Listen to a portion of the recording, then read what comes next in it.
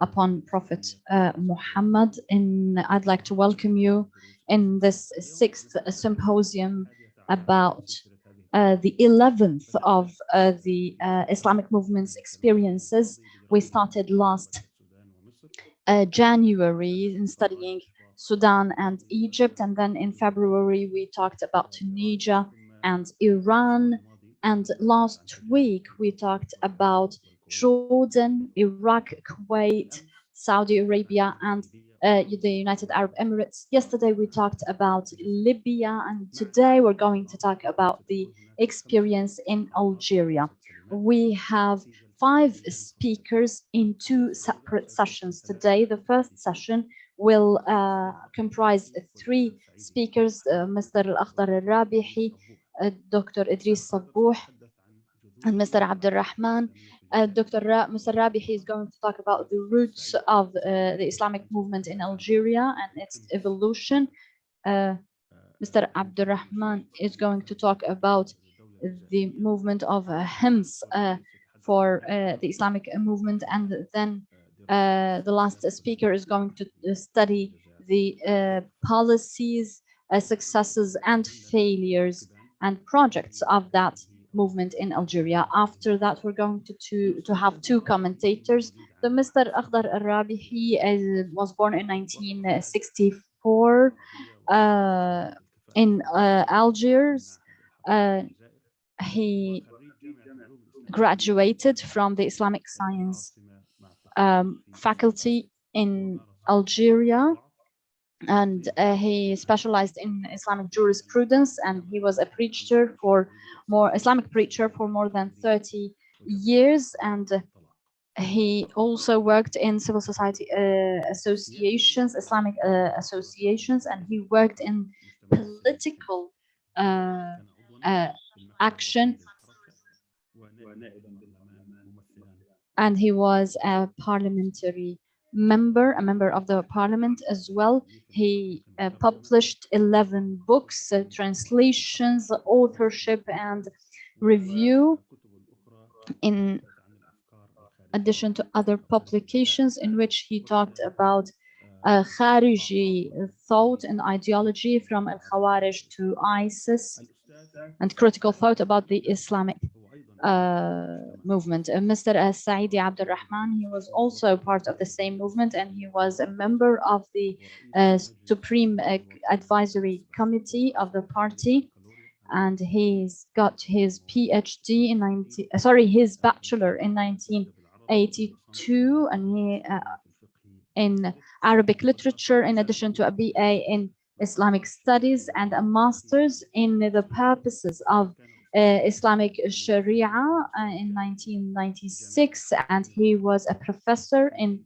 a number of universities in Quran and Sunnah sciences, and he was the president of the Algerian International Forum for Moderation, and he contributes to many associations and cultural events, including Al-Furqan and other associations. He was also a leader in Harakat Mujtama' As-Silm, the peaceful community movement, and he is currently a member of the Shura Council, and he was a member of parliament and a deputy to the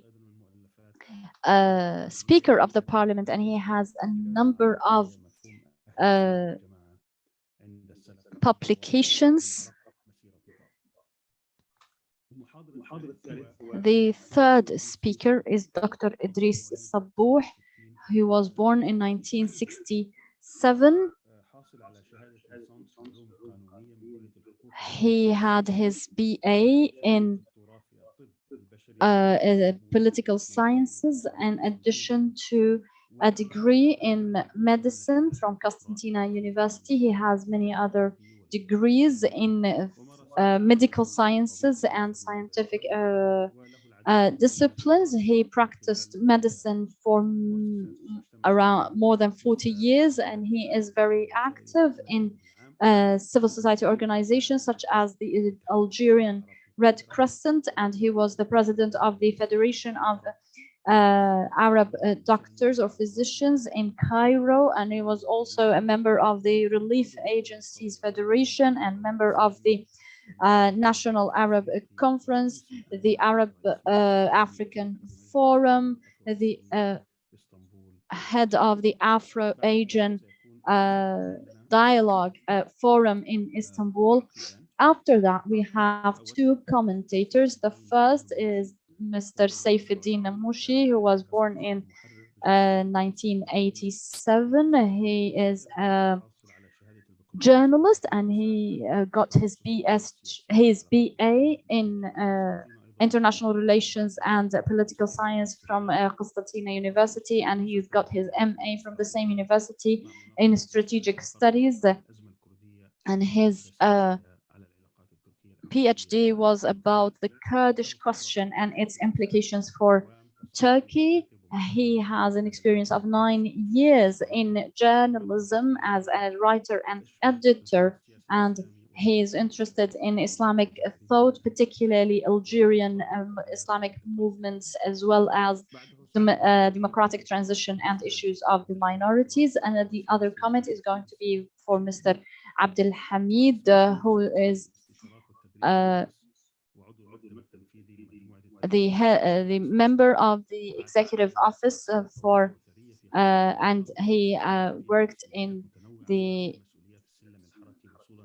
number of positions within a Nahda movement, and he worked in the secret as well as the declared phase, and he spent more than 10 years in prison under Bourqiba and Ben Ali reign in Tunisia, but he has an experience. He's not affiliated with the Nahda anymore, but he has many publications on issues related to the Islamic movements. He has many books. Martyrs write the constitutions from another book from the movement or from a group to political party, in addition to other publications. In the other session, we will have another set of speakers whom I will introduce duly at the beginning of the next session. We will start our session with Mr. Al-Akhdar. You have 25 minutes. Please go ahead. لو تكرمت بس الصوت تفتح الصوت معك أستاذ رابحي. Could you please unmute your microphone, Mr. Rabhi?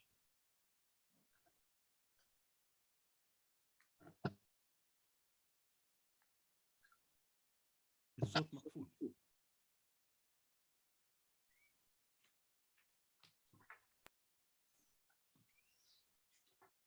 Okay. In the name of God, the merciful, the compassionate,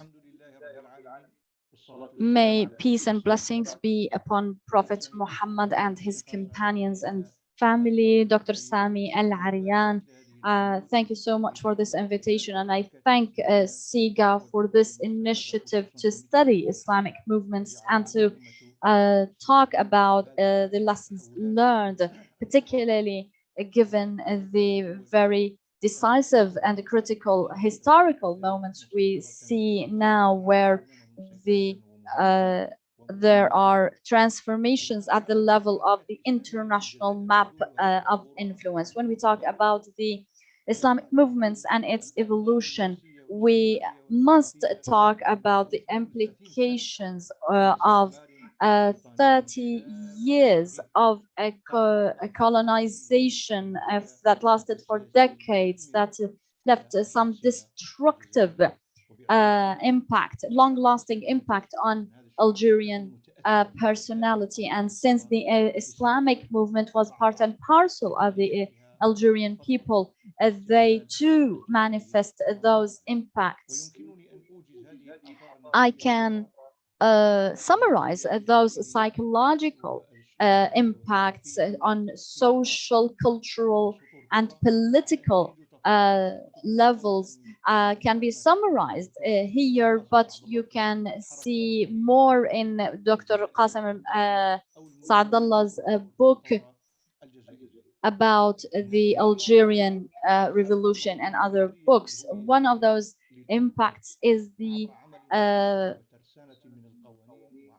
precariousness of the identity of the national, in addition to a great disturbance in terms of the conceptions that the colonization introduced by marginalizing scholars and marginalizing the role of religion, and also this systematic attempt to undermine history, tried to undermine the history of the people, in addition to dismantling the social network and also trying to sever relations with the Arab surroundings, in addition to violence, which leaves a lot of trauma at the population level, in addition to the use of the divide and rule principles, in addition to challenging people in their very existence, and finally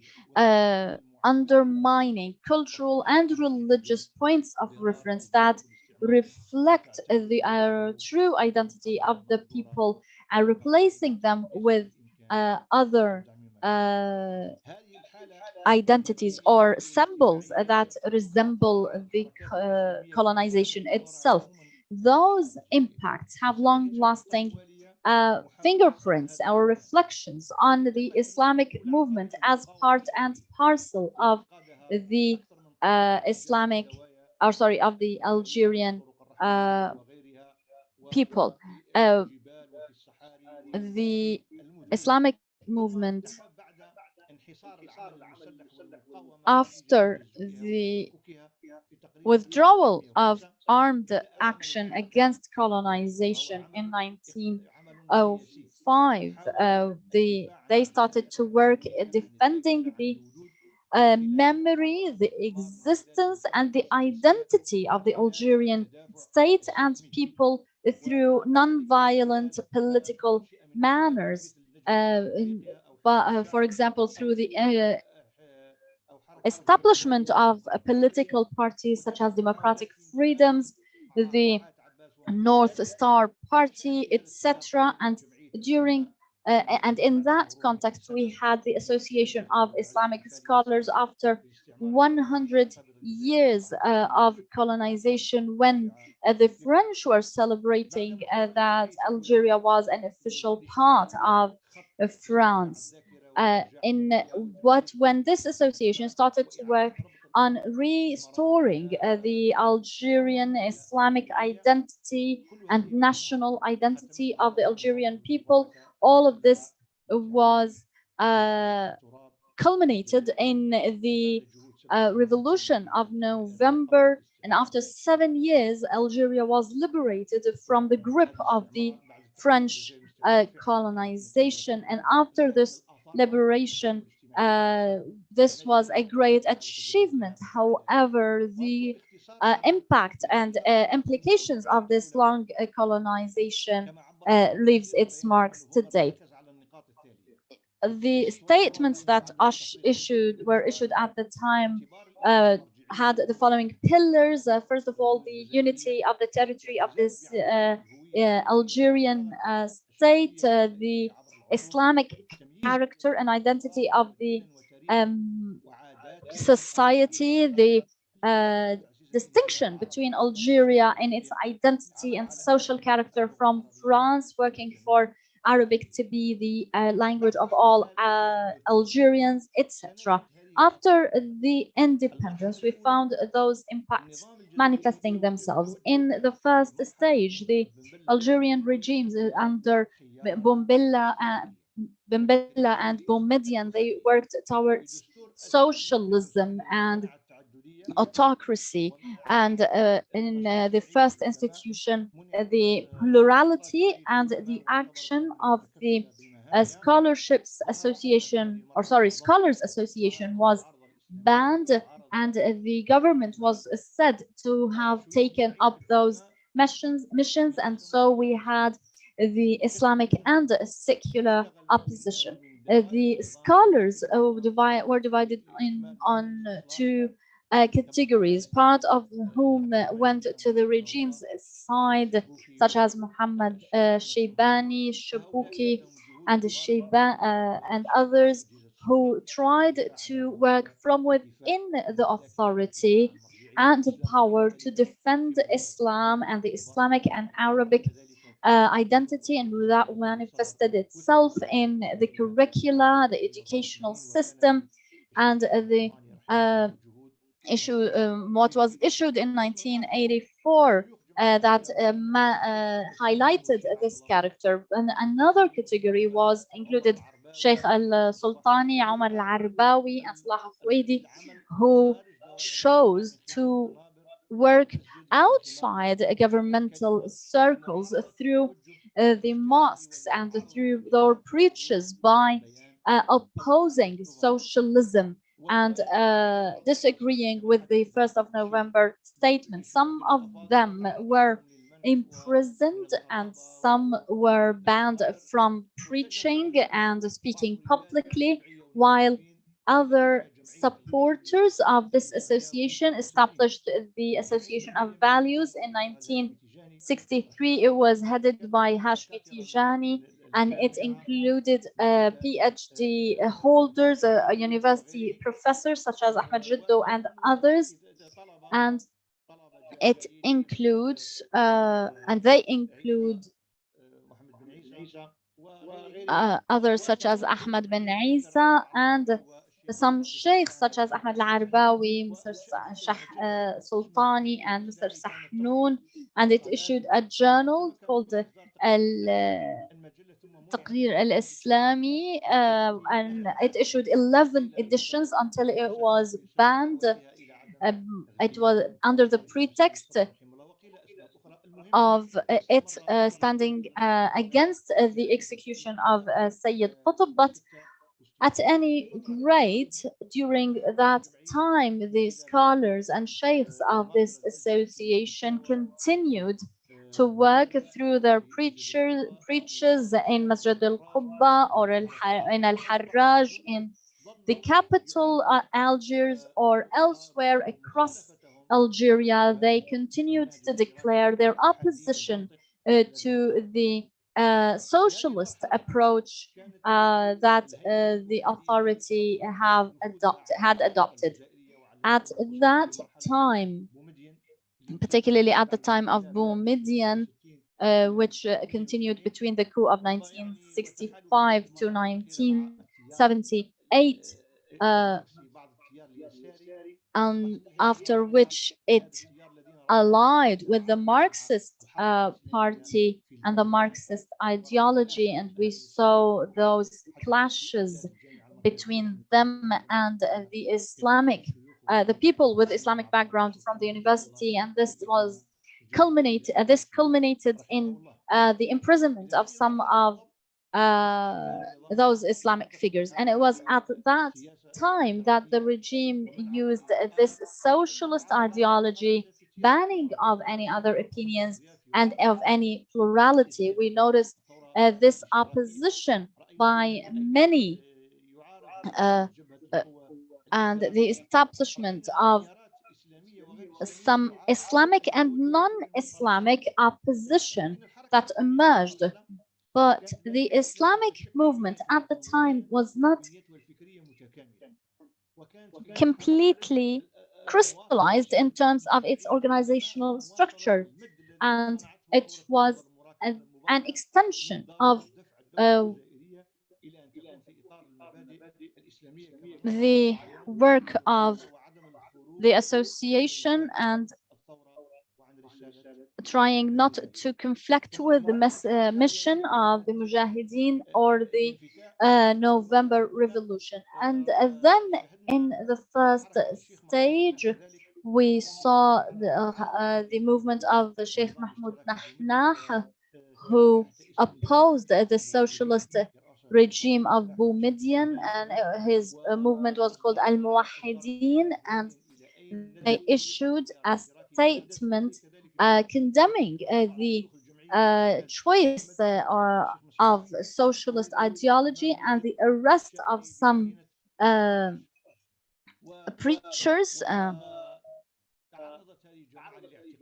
And this group was subject to arrests, and Mr. Mahmoud Abd al-Nahnah was sentenced for 15 years, and then he was released in the 80s. So during that period, we noticed this confrontation with the socialist ideology, but this movement started to crystallize since 1975, because after he emerged and who was released from prison, there were some reviews of the visions and the methodologies through further participation and partnerships in order to protect Islamism. Under Ash-Shadhili, where we had a relative openness and freedom, although also a little some chaos. During that time, the Islamic movement expanded under al-Sahwa, or the awakening, but this awakening was not restricted to Algeria, but to the Islamic world in general. But in Algeria, the Islamic movement made use of that relative freedom by speaking up in Friday sermons and preaches. But at the same time, we had the emergence of Tabligh and Al-Mughalaba in 1987, who are violent elements who had a different ideology. And we would notice that they refused any gradual or non-violent means of change. So there was an attempt to accommodate the idea of the revolution with the violent approaches of those Islamic movements by removing the regime and establishing the Islamic State through jihad and the use of force. And this movement appeared or evolved quickly and demised quickly, but its impact remained and persisted. We would notice also that we have the movement of Malik bin Nabi and Al-Jamia mosque movement, or what was known the civilizational building movement, which comprised university students who started a journal called What Do I Know About Islam, and about other public, and included other publications where they had influence, particularly to the east of Algeria. You would find that those had their influence within the Salvation Front party.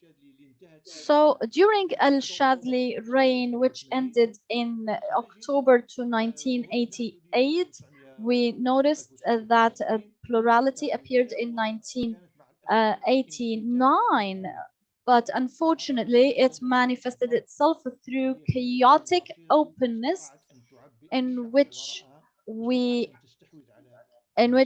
certain movements were able to mobilize people quickly through a radical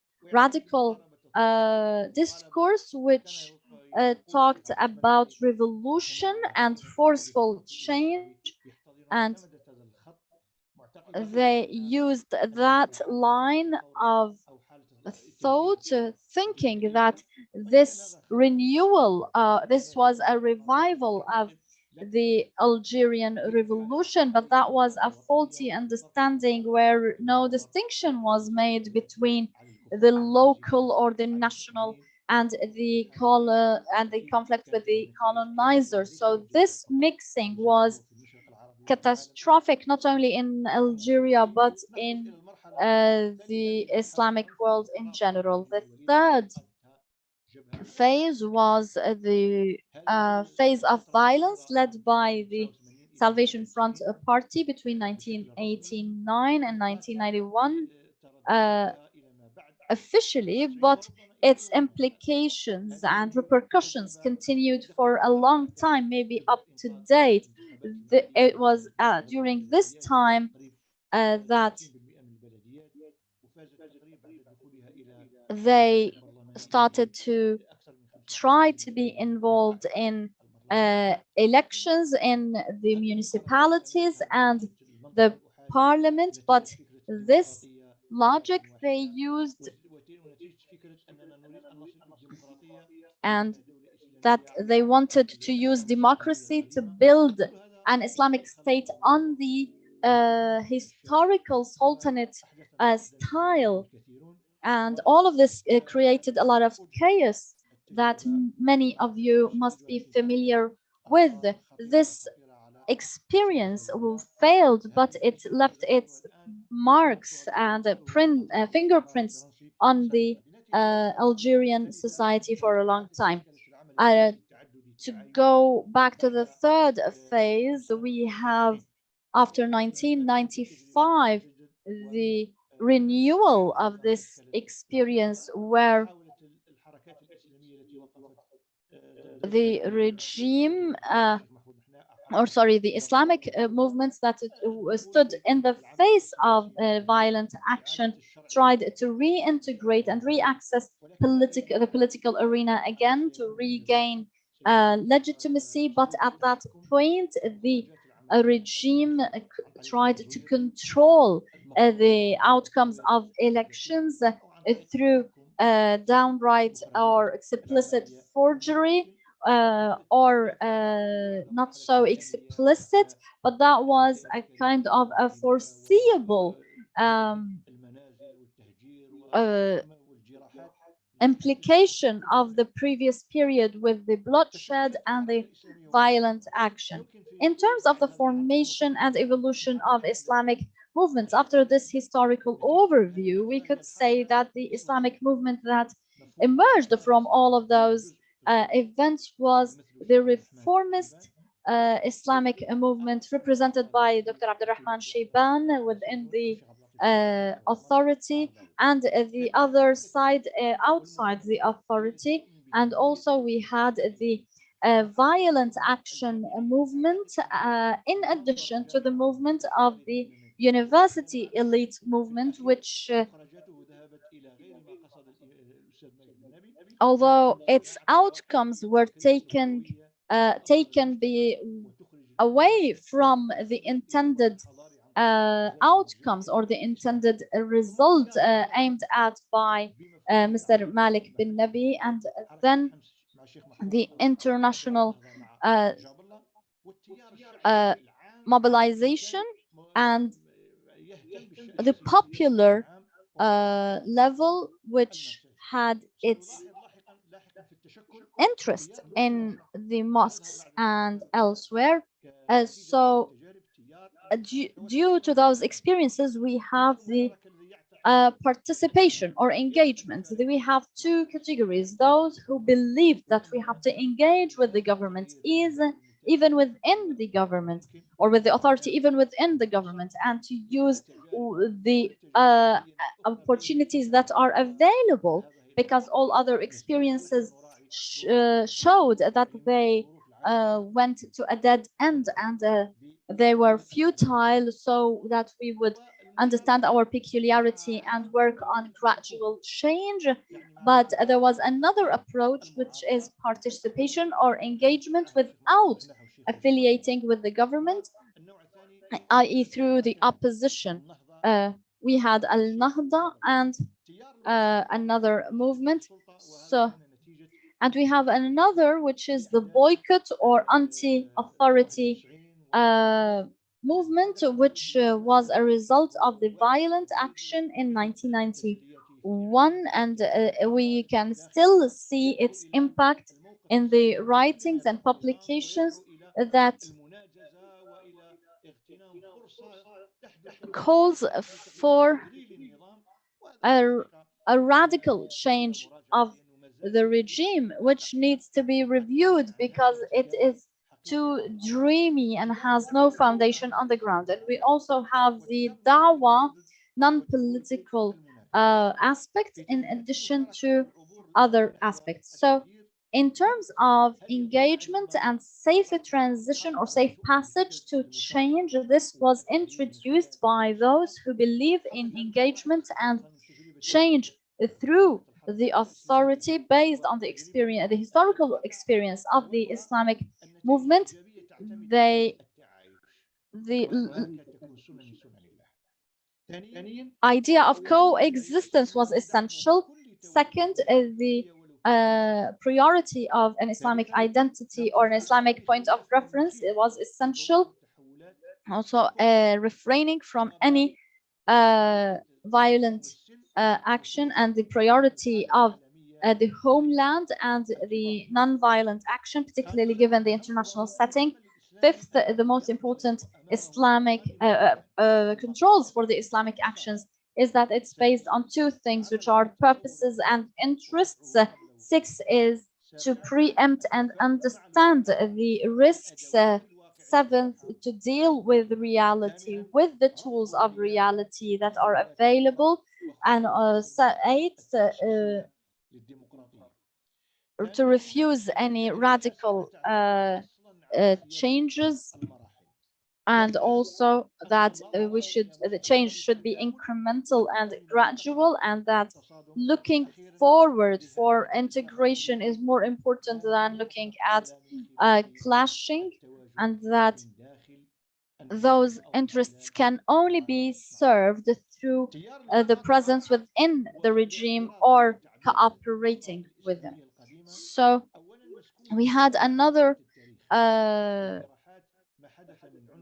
group concerned with reviewing Islamic thought, particularly that the patchwork, that they believed that patchwork solutions were not serious. They adopted an either-or approach. Also, they took the position of spectators or bystanders in waiting for ripe opportunities and waiting for the moment of salvation. And as for the opposition, believed in the following: closing the doors and opening the windows for politics, and also dealing with everything related to the regime except for engaging in the government. And also they failed to create a clear equilibrium in their role, because in the West, the opposition is one of the tools of democracy, while in the Arab world, it's no more than hollow words and screams. There are no controls and balances, and there is no devolution of and circulation of power. And also, we had the absence of a strategic vision for that group, and in this case, this opposition became more an internally looking movement. So to conclude, we will find that the Islamic movements are an extension of the national movements, and that's clear in their choices and in their rhetoric. And they were affected also by the revolution and by the Scholars Association. And also the losses and defeats had their impact on the thought of those and ideology of those movements. And also some were restricted in the old molds of history and were unable to create a rightful understanding of the moment. And also some of them wanted to use democracy only once, i.e. they had a double standard, meaning that they didn't want, وتمكين الشعب من الاختيار ولذلك they didn't believe in the tools of democracy, but they believed in it only as a ladder to reach to power, to establish their sultanate or empirical rule. And also the link between being a sheikh and being a party leader, which caused a problem with the ability to evolve and circulate power within those parties. And also in Algeria, the experience was rather nascent in one way or another. And also those experiences were not documented in a way. They were more or less oral or verbal, taken from the recordings and audio clips from the sheikhs, but it needs to be documented in order to be analyzed. And also there was a lack of good knowledge of the history of Islamic movements, which affected the poor choices by those movements. To be brief, you have 3 minutes, please. Islamic movements in Algeria and their roots, evolution, and development were linked with the pre-colonization period and its impact on memory, points of reference, ideas and visions, language, as well as the psyche. And that's very important. Thank you so much. God bless you and peace be upon you. Thank you so much, Mr. Al-Akhdar.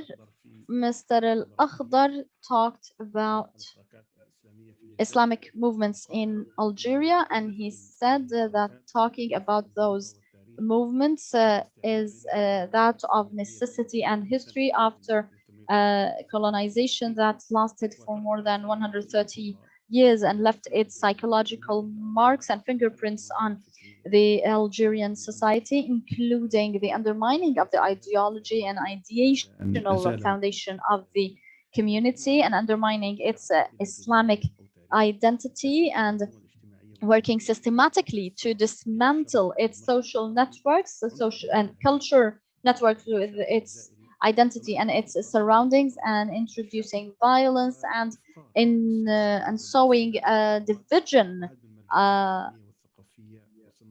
and dismantling the culture. Of course, there was popular resistance led by Islamic and secular leaders, but then there was a decrease of this resistance, and the Islamic movement started to be involved in politics through, for example, through a number of organizations. We had the national movement and the Association of Scholars, and those actors worked on a number of pillars in resisting the French colonization, working on the national identity, the Islamic point of reference, the independence of Algeria, and the Arabic language being the language of the state. After the independence of Algeria, the governments of Algeria took the socialist approach, and they closed down the scholars association, and then we started to have opposition in secular and Islamic, and some of those opposition worked from within the government in order to reintroduce the Islamic character, and others worked from outside through public preachers in order to oppose the socialist attitude and socialist methodology, and they were arrested and persecuted as a result, and they included a number of groups from elites and also secular elites in other opposition formations, but they issued a journal that was discontinued after 11 months or after 11 editions because they opposed the execution of Sayyid Qutb. This movement, which controlled the socialist movement, which controlled the state, allied with the communists against the Islamists, but this was faced with much resistance by a number of groups, including Al-Muwahideen by Muhammad al-Nahnah, which changed into a mobilizing movement countering the socialist ideology until 87. Some of those movements started some reviews until the second phase under Ashadili after the death of Boumediene, and this period was sort of a pluralist open period, but also some social chaos. Islamic movement expanded by way of awakening, because that sahwa or awakening wasn't happening only in Algeria but also across the Islamic world. But then we had al-Mubalagha and al-Anf and other movements that refused the gradual approach and adopted a jihadi discourse for a political change. And there was another movement related to Malik bin Nabi, uh, among university elites.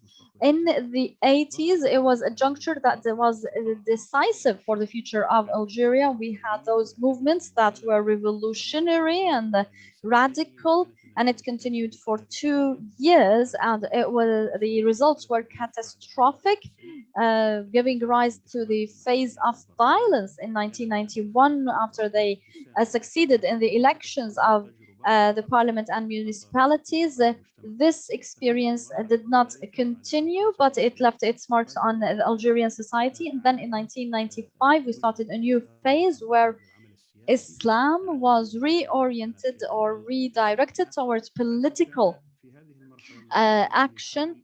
During this time, the regime started to control the Islamic movements, the formations of Islamic movements. During this time, we had a movement that believed in reform within the government or within the authority, and others were within the opposition, while others believed in the radical revolutionary attitude, in addition to the university elites, in addition to Al-Nahda movement, which is associated to the international Islamic movement. And there is also the populist movement as well.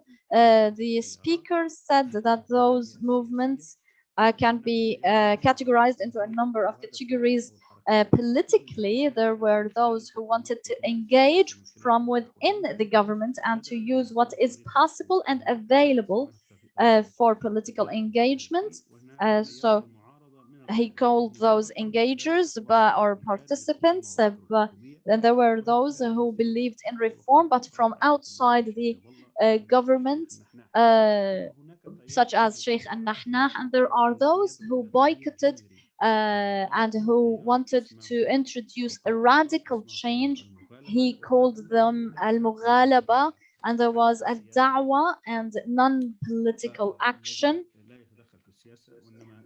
that focuses on dawah and doesn't involve is not involved in politics, and the participatory current, which calls for coexistence, it calls for general public liberties, and not to focus on political differences, and to give peace to have an opportunity. And it looks into the work or the focus of the Islamic work for the purposes and interests, and it looks at the major changes in the countries, and some of the changes in the countries should focus on the gradual change, and that the gradual change happen through cooperation and the presence. The a boycott current was confrontational and wasn't serious in its solutions, and it depended on patchwork solutions and called for incitement. But the participation or the opposition current focuses on participation or taking part through the opposition rather than taking part within the government, and because opposition is in the West is different from the opposition current in our countries, and that current lacks the strategy, and it looks at the internal purgatory more than the external factors. All of that affected the Islamic movements, and that we need to look into the losses and gains, because it affects the revision and the stubbornness of some groups. So one of the conclusions as well is that the inability to make or to seize opportunities at the appropriate time. And some of those who believe in democracy only to get into government for once, which means to get them to governance. And some currents were combining between sheikhhood or being religious leaders and politics, and that has a negative impact. He is concluding that the Islamic movement is still young and it's not strategic.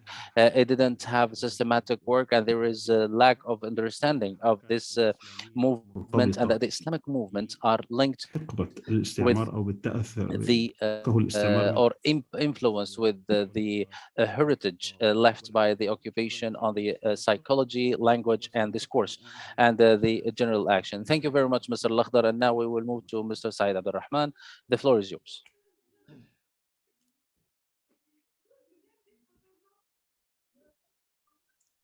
تفضل سيدي. The floor is إنه yours. الصوت عندك مقفل لو تفتحه. You are muted. Please open your microphone and then you can start speaking.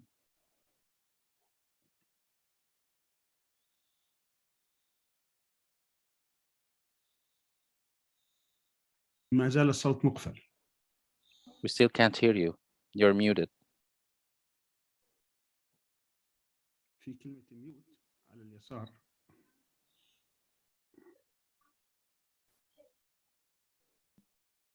You have the microphone sign, so you can just click it. لأنه الصوت ما زال مقفل. الآن نسمعك. تفضل. Now your microphone is working. Go ahead, please.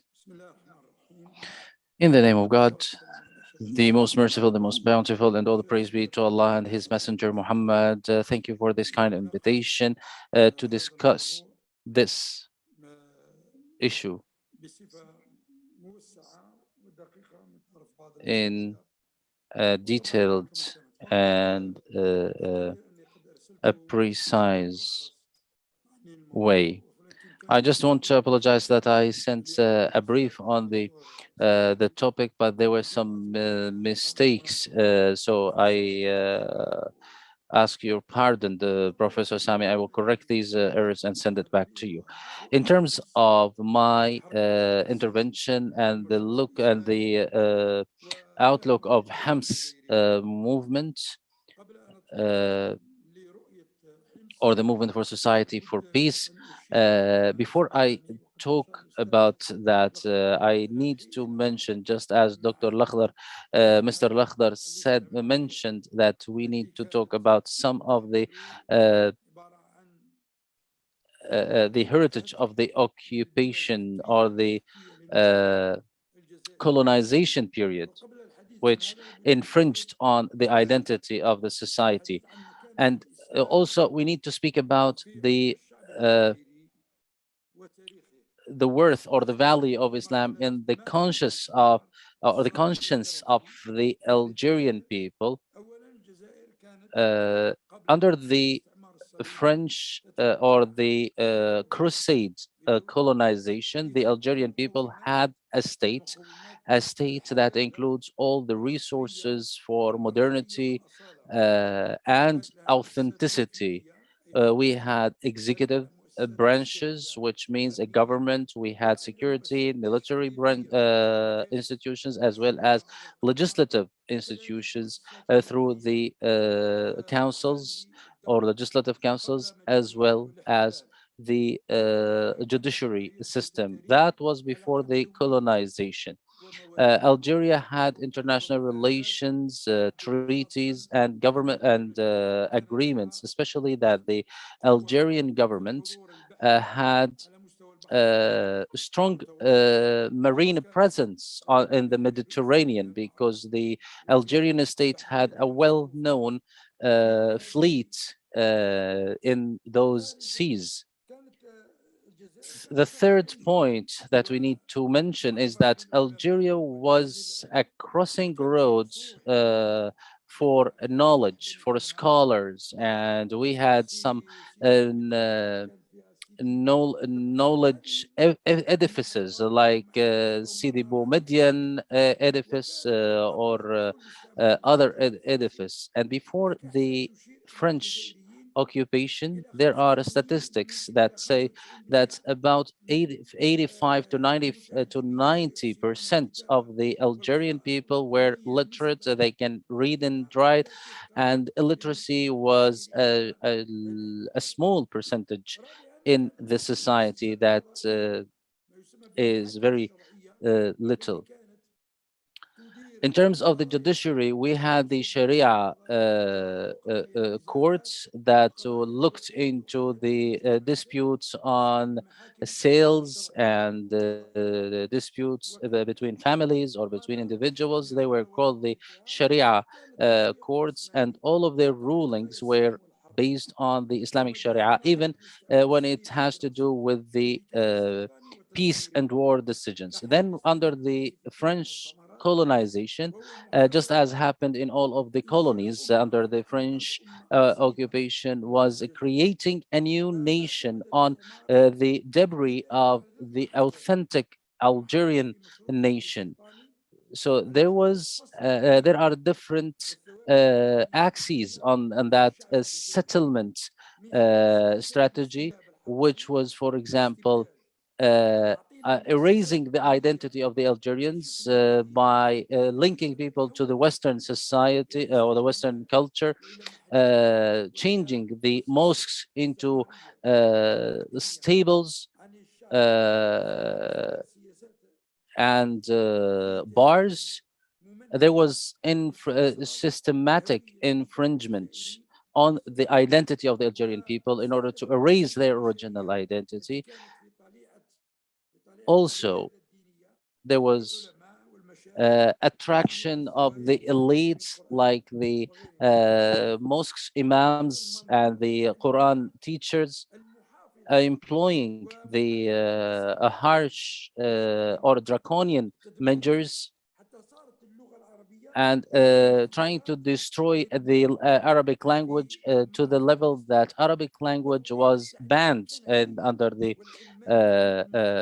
occupation. Then introducing the church learnings and teachings in the society at all levels. And there was a level of the Algerians or a class of the Algerians that we call them the Franco-Algerian class or the Franco-Islamic schools that were present.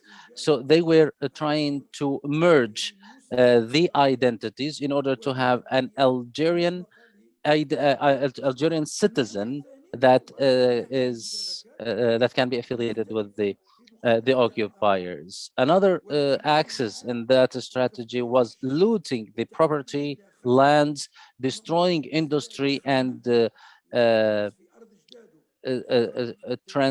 changing the people into servants in the lands of their in the lands of their grandfathers and forefathers. So the Algerians became servants, destroying education and introducing or spreading poverty and ignorance.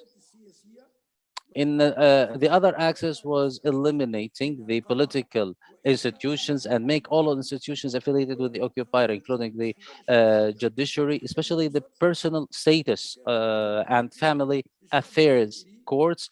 At the time, the courts in Algeria in the personal status used to apply the Islamic Sharia. So the colonization eliminated those judiciary with the symbolic value of those institutions to the Algerian people. When the colonizers came to Algeria, uh, those who were resisting, they were the people who supportive of those institutions, and they were the corner worship centers and the imams and the Quran teachers. I can mention, for example, Imam Nasr ad-Din, Imam Abdul Qadir, son of Muhyiddin, and there was also another area that was where the resistance was under Sidi Sheikh bin Zaboob and bin Mubarak. as well as other sheikhs of the resistance, like, for example, Sheikh Bou'mama. uh, Afterwards, there was the popular resistance, the political resistance, cultural and resistance at the level of thoughts. There was a national educational system that was created in order to for the self-awareness and awakening, and the awakening of the Algerian conscience, in order to resist the French occupation and to call the Algerians to uh, liberate themselves against that occupation. All of the purpose of that resistance was to go back to uh, the authentic identity and to the history, because there was a cut off between the Algerian people and their history, because to Algeria, Marshal Gomo came with Cardinal Labijri together. So the cross and the weapon came together to occupy Algeria. So the resistance wanted to link the Algerian people again to their original identity and to overcome what the French colonizers did to Algeria. And they wanted also to resume the religious and national life to the Algerian people in order to put an end to that uh, crusade, imposed cut with the history that we used to have, or the history that we used to have before the colonizers. So the final, because we had a lot of means of resistance, there were so many schools, so many participation by the Algerians, and even if some of the elites tried to emerge to have a citizenship or to have a self governance or self determination, but all of these attempts ended with resistance that included all the Algerian people on all the territories against the colonization. However, this major product, which was the liberation war, it was framed under the framework of a statement that we can say it was the conclusion of the resistance and the struggle movement. We call it the November Statement or Declaration, and it was calling for establishing as Algerian state a democratic social republic under the Islamic teachings. And there were, of course, branch points at the level of the Occidental Occidental level and the Algerian level, and all the components with their different backgrounds were calling for that. Now, why am I making this introduction? Because this shows the depth of Islam within the Algerian people and how they are connected to their civil or civilized origin. We heard the French president who spoke negatively about Algeria, and he's several times, and he said that the Algerians don't have a nation or an ummah, and we know that the France came to stop the course of a nation and a civilization when they colonized Algeria. Now Algeria has a state that has a civilized value that was hijacked by the occupiers. And the Islamic struggle was to end this cut with the history, resume our normal or go back to normalcy with our authenticity. And the French occupation or colonization occupied the French, tried to uh, uh, shift Algeria into the French teaching and infringe on the national identity. Now, how the um, the vision of HIMS started. Mr. Lakhdar spoke about the foundational phases of the Islamic movement and historic points, but here I will speak how the vision of HIMS started. The vision started with the independence as a continuation of this national struggle. So it doesn't represent an imported vision. It is a continuation of the independence and the struggle effort that was practiced by the people. Sheikh Mahfoud, the founder of HIMS, and other sheikhs who were with them in the 60s, they were the young people of the revolution. When Algeria independent, they were between 17 and 22 years old. These were the young people of the revolution, and they were the post-independence period people. So they lived um, the hopes of independence and all the dynamics thereof, and establishing the Algerian state and the crisis of 1963, which is known as the Tripoli crisis, finding consensus, managing the authority.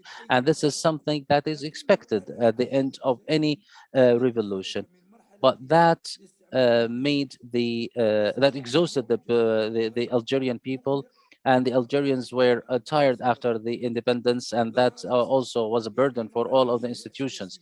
At that point, there were political, economic, cultural, educational projects that were not maybe in line or not uh, in line with the declaration of the 1st of November, which agree on a framework or the general framework of this new independent state, which is the Islamic Sharia. So we started that time. The vision of HIMS was established as an Islamic movement in order to restore the Islamic dimension of the Algerian state. And we had two objectives at the time. First, to work on improving the Islamic or the national identity, which revolves around loving the homeland and serving it. Second, working on the respecting human rights and the national rights. The third point was rejecting any kind of exclusion or division. The fourth point, restoring or reinstituting the role of religion in the different institutions. Fifth, rejecting any projects that are against the religious or the Islamic identity, and rejecting to link the institutions of the homeland to the communist project that was widespread after in the post-independence. That was the vision of HIMS when it was established. To understand that, we need to understand the parameters of these visions. This vision, we have three parameters. The first one is the historical dimension or parameter. We cannot exclude or overlook the dimension of history, especially with the role of the jihad and independence from occupation, because after some time we were still suffering after independence from the impact of the occupation, which didn't allow the Islamic identity and the Islamic role to get back to its normal place in the institutions and in the dynamics within the country, because of the burden or the leftovers of the occupation. So the vision was based on supporting the independence of the society in a way that the society will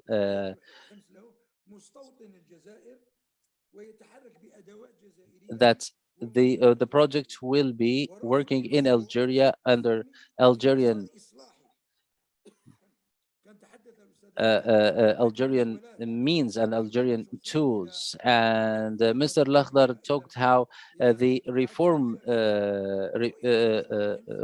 project would turn into a violent project. So Hem's vision was that we are a reformative project that doesn't work or doesn't aim at any radical change or violent change, and it works on the gradual change based on the objective understanding and analysis of the reality. The third point was the affiliation with the Islamic Ummah and the Arab surrounding. Uh, this There was a beacon in the region, and that beacon was the one that protected the Ummah and always talked about the central issue of the Muslims, which is Palestine, and it protected that issue, and it talked and it worked on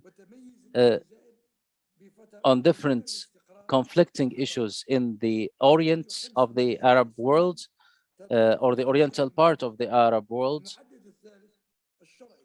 So that the third parameter is the religious one. Hams was a reformative religious group that started in the mosques, universities, and the different religious societies.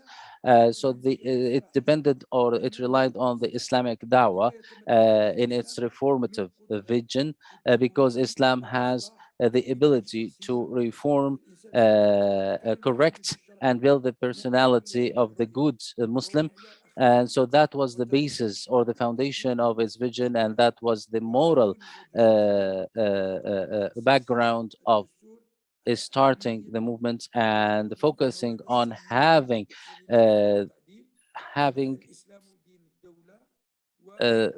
articles in the constitution that are non-amendable articles, uh, uh, focusing that the Islam is the identity of the country, and making that a non-negotiable and non-amendable article. The Islamic terms of reference of the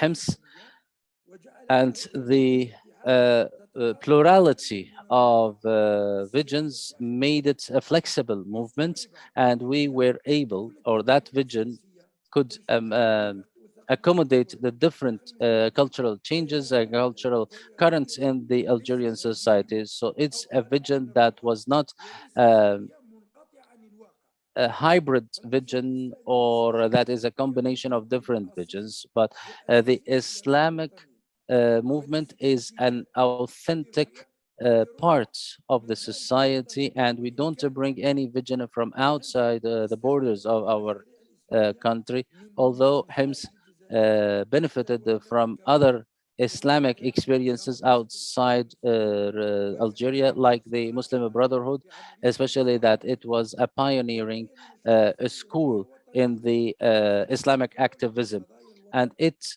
interacted with the different issues of the homeland in its vision. The vision of Hims, if we go back to the documents, the official documents, the terms of reference of our vision hasn't changed until today, and they remain the same. Of course, there are some changes at the level of the political options, according to the realities, according to the facts that we have, and according to what is possible in the Algerian arena.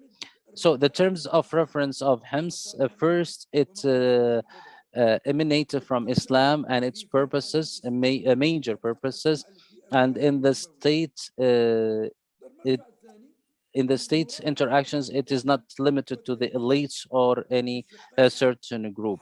Uh, it also, the terms of reference comes up from the national uh, uh, national movements, from the independent national movements and the religious one. And one of our leaders said that we are looking, or we are seeking to liberate the minds before liberating the physical presence of the Algerians. Unfortunately, in Algeria, we found some of the elites and who are attacking the declaration of the 1st November, because that declaration was inclusive. Most of the Algerian groups agreed on that. It still represents the majority of the Algerian people, so that is still an terms of reference for our political life in Algeria. The other terms of reference, or the fourth terms of reference, is the civilized and ideological heritage of Hims within and or the Islamic heritage within Algeria and outside. The fifth one, uh, we have mindset or cadres that are capable of understanding. They are open and they can understand the changes and the realities. The idea of HIMS is a political idea, and it's not an ideological one, which means that they don't seek the enmity of the state, because if we set our vision in an ideological means, it means that we will put the movement in confrontation with the state. So, because the constitution and the documents of the Algerian state ensures this Islamic and national the terms of reference of the Algerian state. That's why we don't need to be confrontational to the state. The Hims is proud of its Islamic background, and it is based on, or it relies on the civilizational background in order to resolve any disputes about politics or the public affairs and everything that has to do with the state activities. HIMS doesn't believe in the alternative state. It rather works on reforming the national state, boosting its sovereignty, and improving the conditions with the national constants and within the institutions of the state. HIMS believes that in participation and not in exclusion, and that's what. And for some time, Hims used the slogan saying that Algeria was liberated by all Algerians, and all Algerians should contribute in building it, and it should be ruled by all Algerians using the democratic means, and which is inclusive to all. Hence, doesn't see itself as an alternative of the state or a support of the state, but it is a part and parcel component of the state, and it works on expanding the circle of governance, ensuring the smooth uh, deliberation of authority or power, participation of power, rejecting violence to get to power or to remain in power. And it also calls for the balance between the three branches of authority of the government, and to the civic nature of the state, not to be militarized, and monitoring the military establishment in order to play a neutral role in the country and maintain the civility of the state. Thank you very much, and I hope that I was brief and useful in my remarks. I will send you this brief to you on WhatsApp. Thank you so much, Mr. Saidi, for your presentation. In his presentation, Mr. Saidi Abdurrahman talked about the vision of HIMS, which is the peaceful society movement. It's a vision of the state.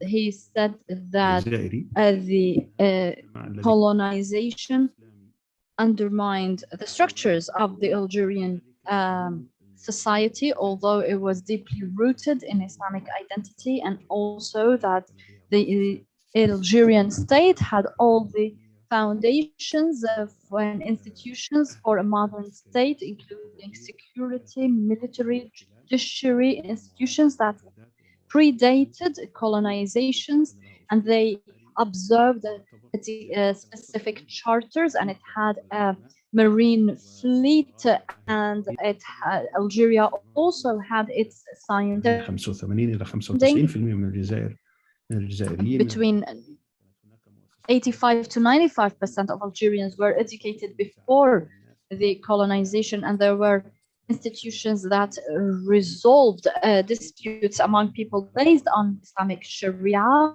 However, the colonization tried to replace this nation by separating the identity from the people and dismantling the mosques or religious institutions, stopping the Islamic media, and combating Arabic language, and introducing a church curricula and education. And second was looting of property and transforming the Algerian people into servants, and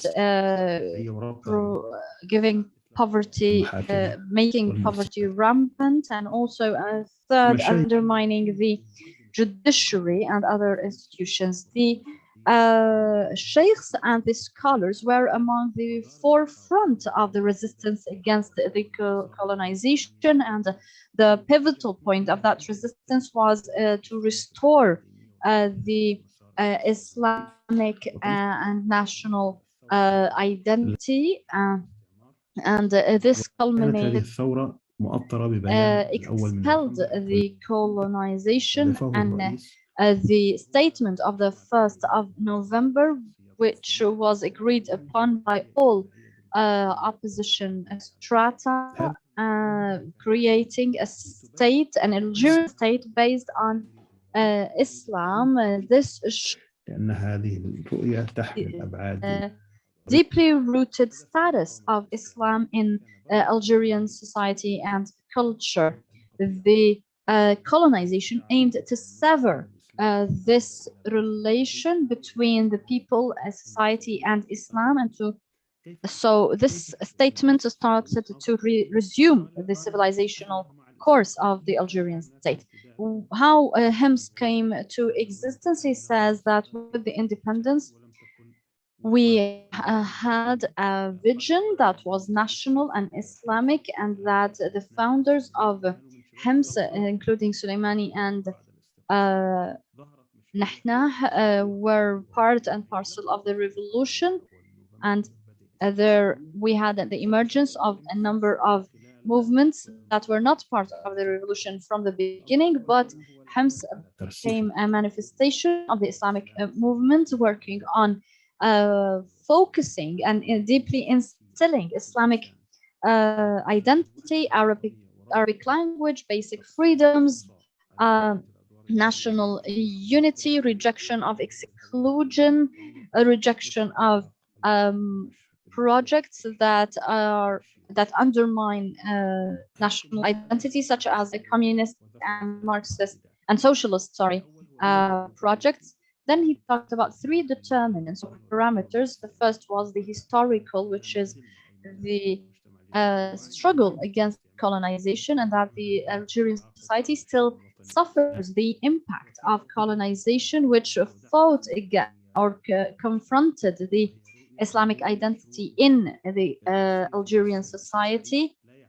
The vision of this movement is based on reform and objective analysis of situations. The other parameter was the civilizational, which is the belonging to the Arab and Islamic nation. So Algeria was the homeland of vulnerable Muslims ever since Andalusia fell.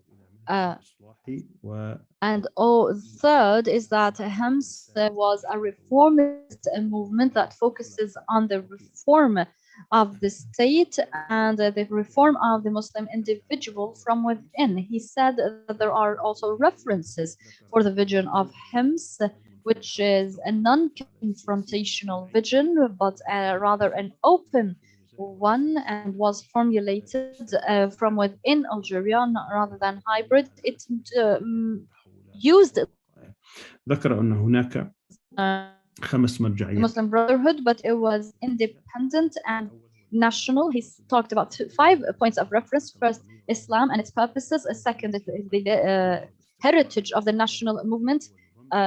The third is the statement of the 1st of November, which received the agreement of all popular strata.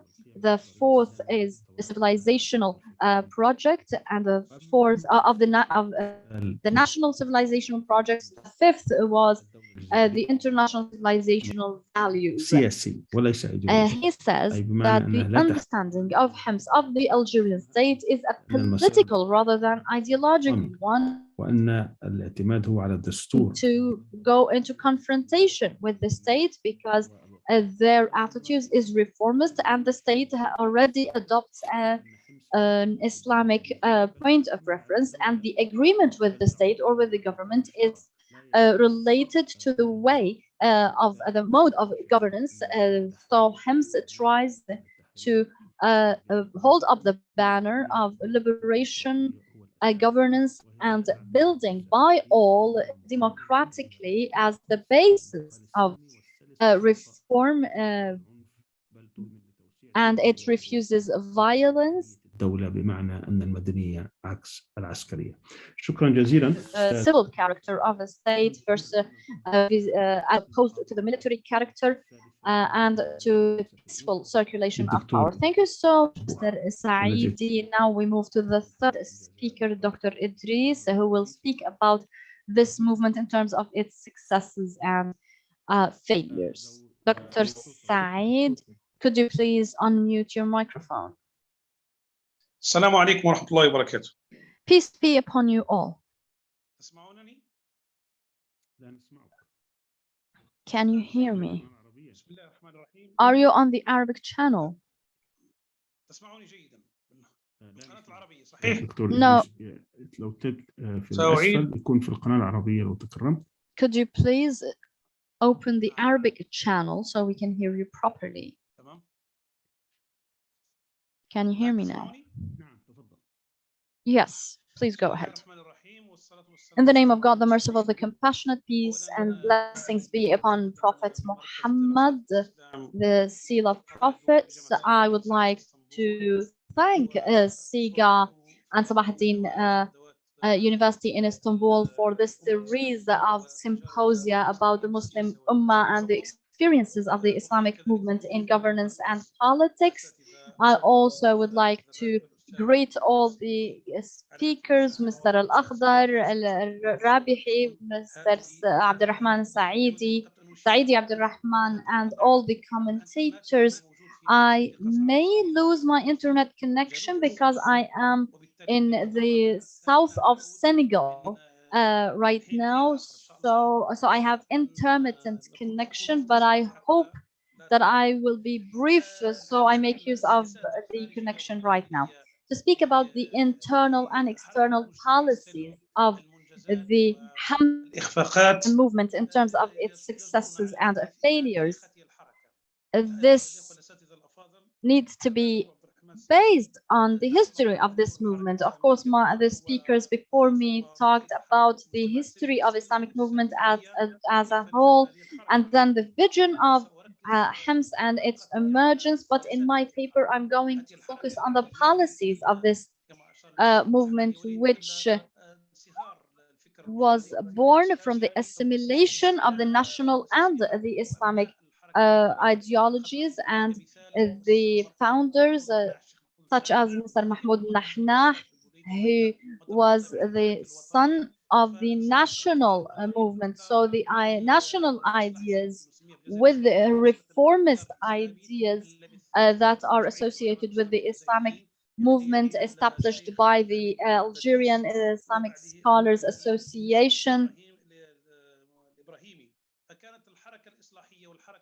this reformist movement, along with the national movement, was the source of reference of Hamza, which affected, which is translated into its actions and ideas, and making this Islamic movement close to the national movement, in addition to being also close to the orientation of the national Algerian national state, at the same time being an Islamic movement. Although in other experiences, the Islamic movements do not pay enough attention to national attitudes, while they give precedence to going back to the Ummah or pan-Islamic being.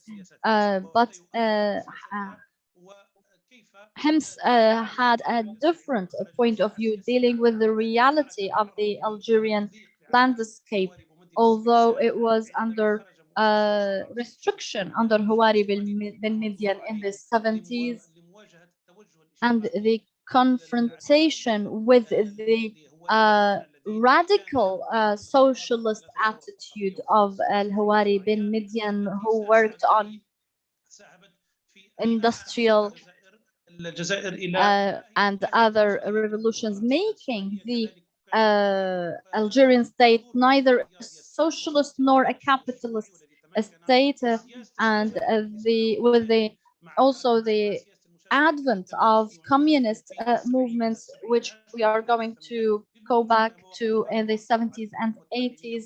They affected the education and culture in Algeria, and they tried to sever Algeria from its surroundings in the Islamic and Arab surroundings. So the response against Islamic movements was prison, or was through imprisonment and confrontation, and the group was still small, so people were imprisoned and sentenced to decades in prison, and were only released after the death of Al-Houari bin Midian, where they returned to political action, starting a new chapter in their political work, which, as my colleague mentioned, was the option or the policy of engagement, as they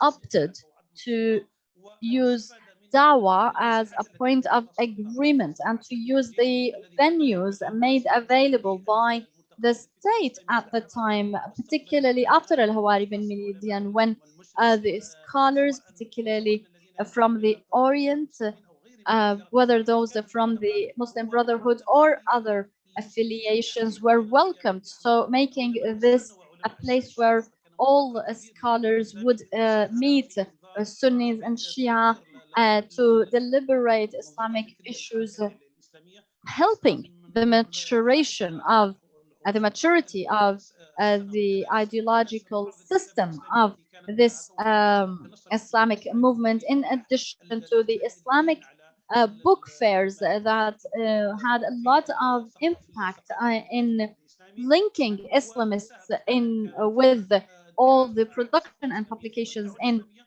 Islamic thought in. And then كانت حركات إسلامية ليست بذات بعد وطني هنا وهناك. أعتقد أن مع بداية الثمانينات by the beginning of مع بداية الثمانينات نهاية الثمانينات references and accounts, or sorry, but in the second half of the 80s, and as of 1985, we had a number of Islamic movements or groups,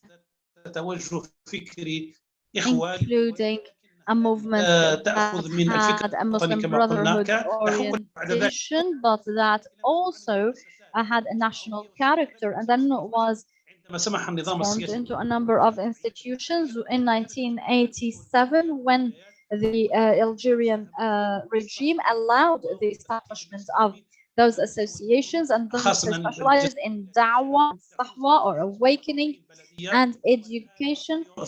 So they were spread in 40 in across Algerian territories in all the municipalities and states in Algeria, and they started to try to link the Algerian young people to their Islamic identity, and this was established by Mr. Al-Nahnah and his friends, and those associations were spread across Algerian territory, culminating by the end of the 1980s. Why we say the 1980s? Because it was at the time that we had the first popular uprising that called for many demands, although its main character was socio-economic, but it also had political demands about political openness. So the authorities started الثقافية وغيرها، وسمح لجميع التيارات التي كانت موجودة بالجزائر openness measures such as plurality and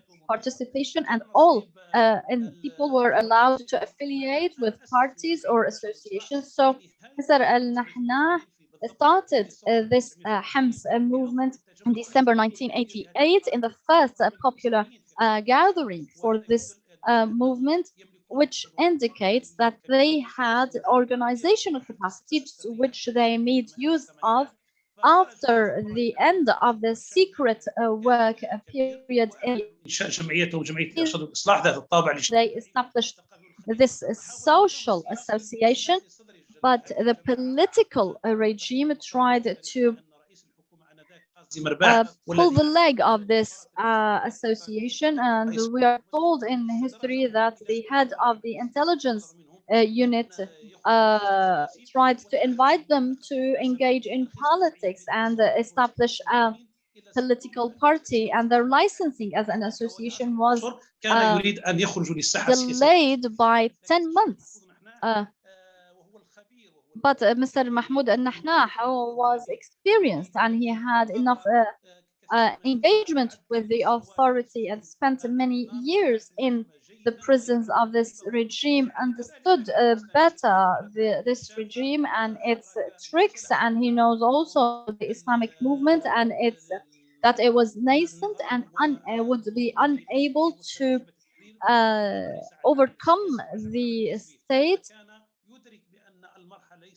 So he realized that it was not the time was not ripe for political work, but only for social and charity reformist work.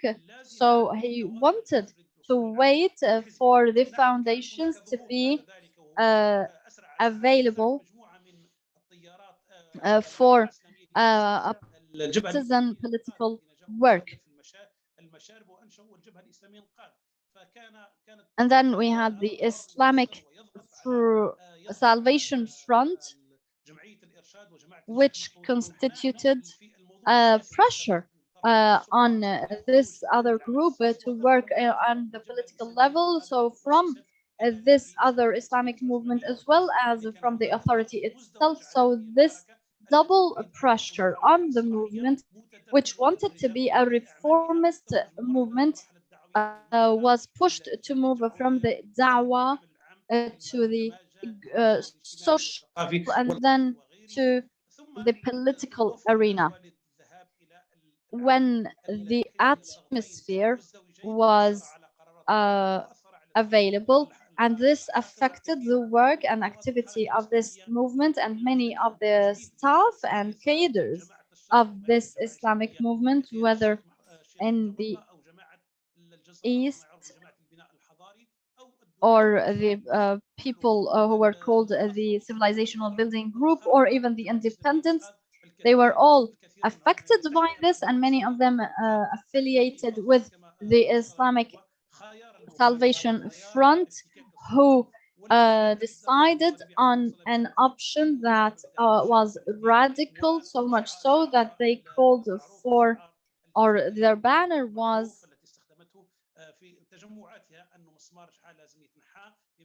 that the regime must go or depart, which is Shadli bin Shtid at the time. this was in parallel to that.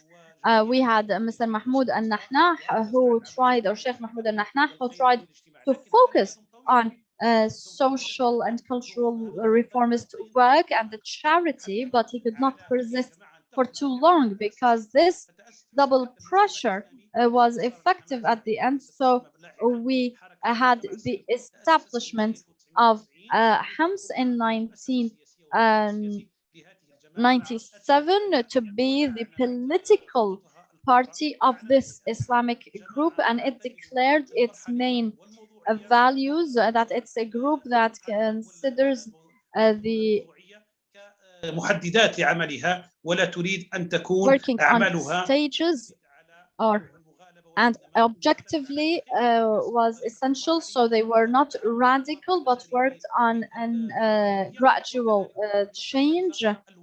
And the third was realism, in dealing with the political reality in Algeria without demanding things that go beyond the possible within the Algerian reality. Hence, the Hams became a new actor in the political arena that was strange from the other ideas before, because we had a revolutionary attitude by Islamic movements who wanted to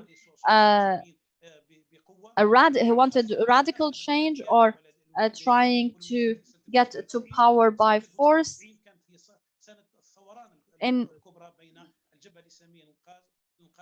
in the 90s, we had this confrontation between the Islamic confrontation front and the authority. In the 1991, when the outcome of the elections gave precedence to the Islamic Salvation Front, followed by a leftist movement in the parliament, and finally Tahrir, which came third by 15 seats, which was the party in authority, and finally Hams had 4 seats only. So the Islamic Salvation Front took most of the seats, and the reaction by the regime was to stop and suspend those results, and we had a ثم استقال بعد ذلك after the Speaker of the Parliament resigned. So we had both the President and the Parliament Speaker office were vacant. So, and no one was able to. هذا الفراغ الدستوري اجتهدت المؤسسة العسكرية. A constitutional gap or void in which the military institution tried to bridge by bringing together personalities from the Algerian revolutionary background, supported by one of the founders of the Algerian Revolution and of the Islamic Salvation Front, and in addition to others who were representatives of other movements, including a representative from the group of the Avian Committee in negotiations between France and Algeria, and also a member of the membership of the Minister of Defense at the time. So this blend or combination between those revolutionaries and those military figures gave rise to the most difficult phase in Algerian history after the Islamic Salvation Front, and most national parties refused this. But Hams, in its statement about this coup and in this constitutional way of dealing with things, they said that it's not acceptable, but that they would get along with it, unlike other movements that started a confrontation with the authorities and the military, which culminated to violent confrontation on the streets, reaching to the clashes that were seen probably in Egypt, but in Algeria we had no ساحة الاجتماع وكانت في العاصمة. So Obey Square was the place where people would meet and start a sit-in and protests, and the security forces dismantled those protests, which made them move to armed action and move to the mountains, where they started armed action because they were prepared in terms of the discourse. And when he said, you know, the revolution and you know Al Oras mountains, so he was promoting that option of popular uprising and confrontation.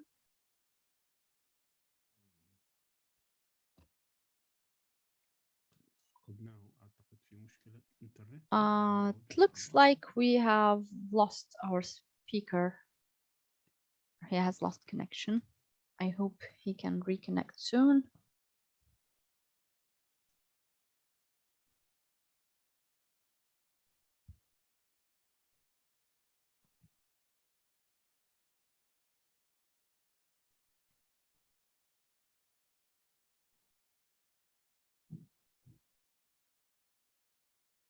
طيب لعله يعود إن شاء الله.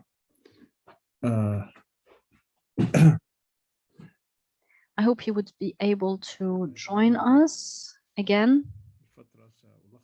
So I will use this time to summarize what Dr. Idris mentioned so far. He said that he will be speaking about Hams in terms of its successes and failures, and he said that his paper focuses on the policies of this movement, which was an assimilation between the thought of Mr. Mahmoud al-Nahnah, the Islamic thought, in addition to the national movement. And in this case, it was different from many other Islamic movements that focus on the Ummah level rather than the national level. This movement came under restriction under Boumediene and also faced some pressure from the leftist and communist parties and tendencies that affected the education, and they were imprisoned for some time, particularly under until al-Shah became to power, and then they started in the second phase to revive dawah and awakening.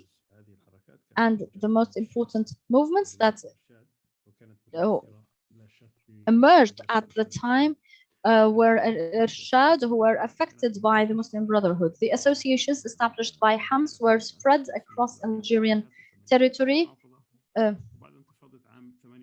And after the uprising of 1988, in which called for political openness, Algeria started to have its political plurality. So the movement started to go into declared action, and the government tried to attract this movement into political action, but this option was delayed until it's well assessed by the group or by the movement. During that time, they focused on unionist and cultural and social and charity work, but at the same time, we had the Islamic Salvation Front, which started to put the Hams under two-front pressure from the government and other Islamic movements to move into political action. So the Islamic Salvation Front expanded, but it believed in the radical change of regime. But Hams tried to put up with those pressures and maintain focus on its social action, but then it established a political arm which is Hams, which depends on realism, objectivity, and unity in its work. This Islamic experience was important because after the success of the Islamists in the beginning of the 90s, this caused a suspension of the electoral system, and we had a constitutional void, and Algeria went to that void,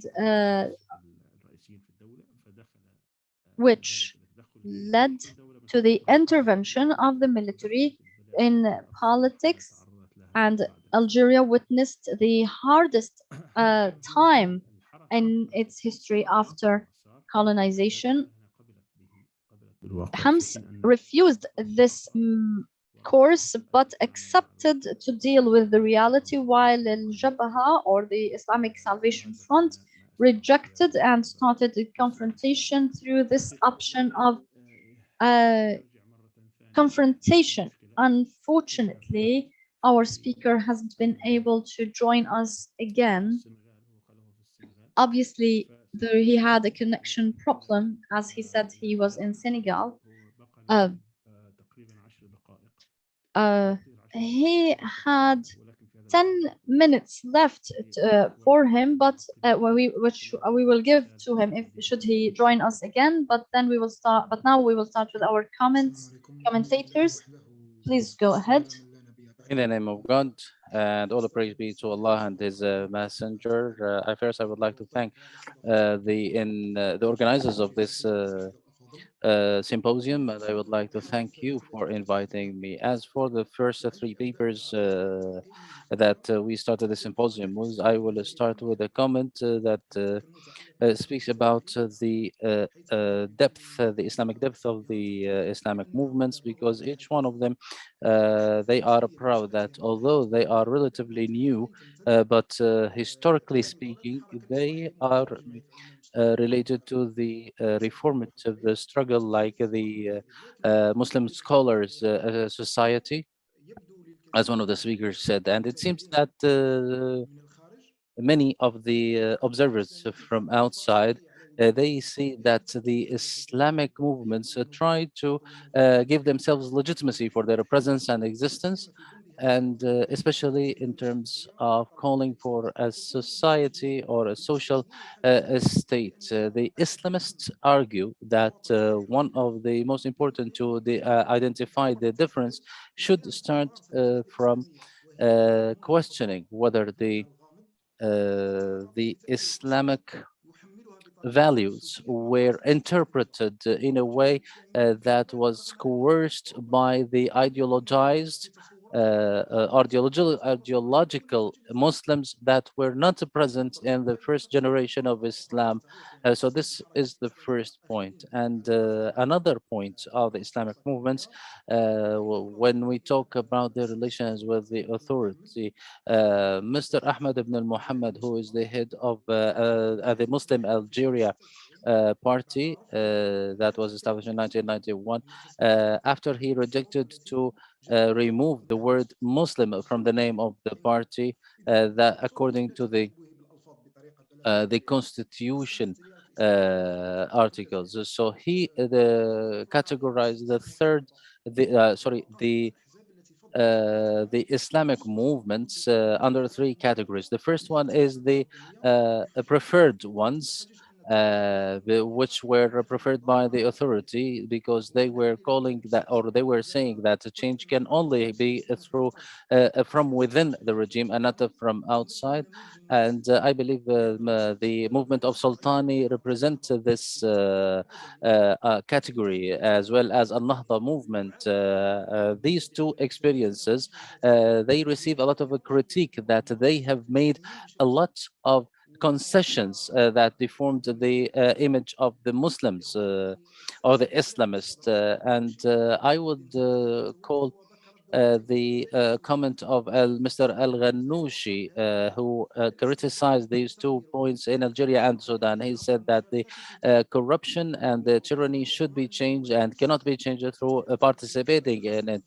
The participation of Hims was closer to a decorative participation, where the regime beautified its image, especially that the partners of Hims were uh, uh, Yahya and two people were coming to the ministries or to the prime ministry, but the representative of the Al Nahda was not was a minister without portfolio when they come to power. So there was a rejection of the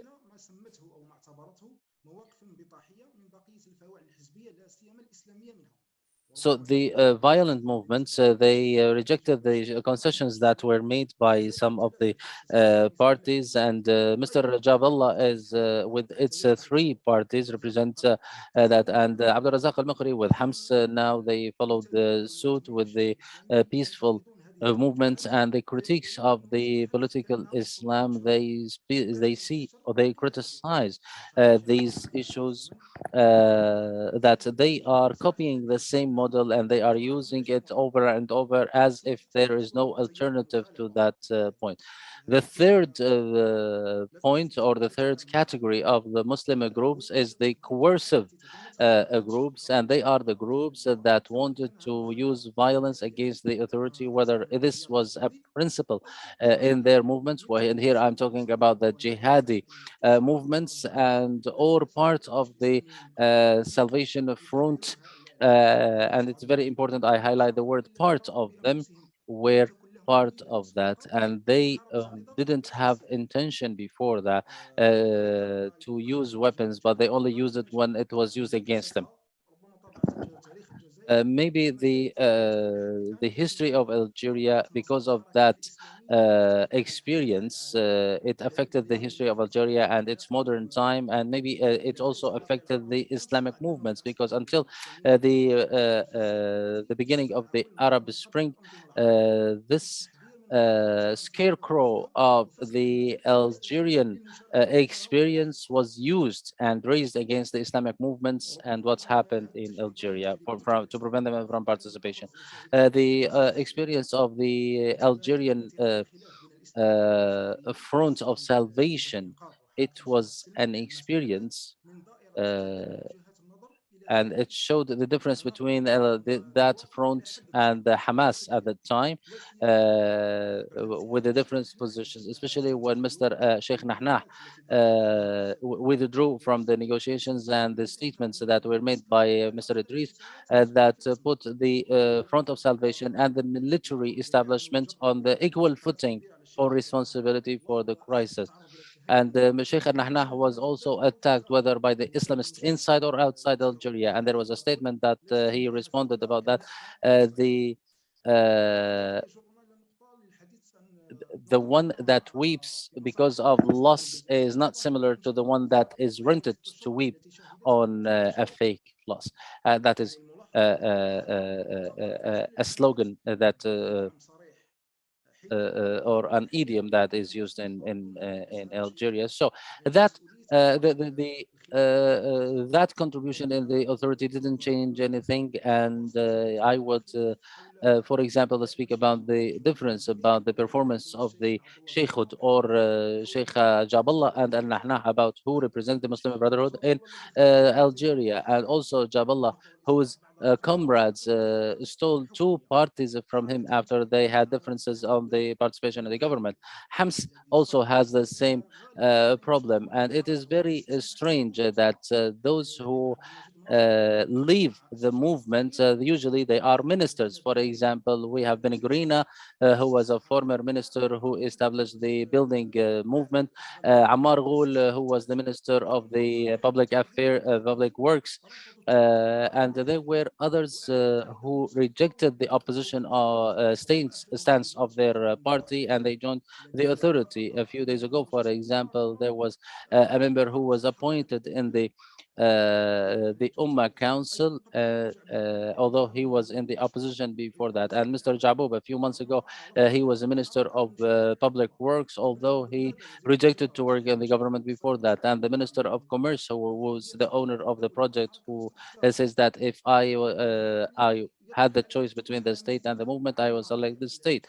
So this raises the question about the parameters upon which they select their ministers to represent the movement in the government. And that brings back to the mind the dichotomy or the argument that those movements are being seduced by the or infiltrated by the authority by using the dove and the hoax methodology, by the threatening the hoax and attracting the doves of the movement. The Islamic movement lost a lot of grounds, whether by the violent movements or by the some of the losses that they have made. Some of the radical positions in the opposition to the regime, there was a modification of the tendencies of the movement. However, data changes didn't make the constituencies or some of the observers to forgive it, because people thought that this new position of the movement is an opportunistic approach, and they are following that approach because they wanted to jump from the ship of the authority, because they saw that the Arab Spring is going to bring that ship to sink. I claim that it seems that this the their participation changed from being an asset to them to a liability right now, and the results are very annoying for them maybe. And before I conclude, I would mention two important factions in the Islamic movement in Algeria, and they have an increased number. The first one is the Salafi movement, or the Salafi current, with its the scientific Salafists and not the jihadi Salafist current. They are being increased, and they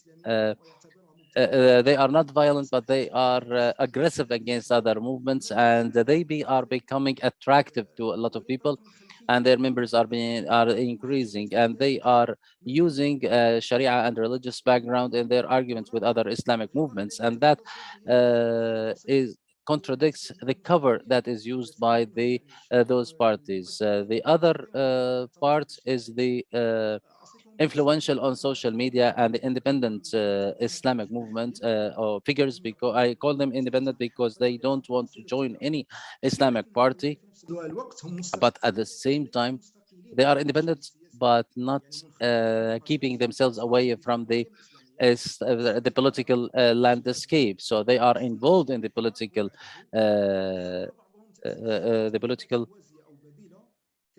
arena. And there were, for example, some parallel movements that were established, like Azm movement, but after a few months of its establishment, there was division amongst the founders. And I believe the speakers know that there were accusations exchanged between the Islamists during the popular movement, during the November movement, because there were some groups that were using a group Islamic group identities.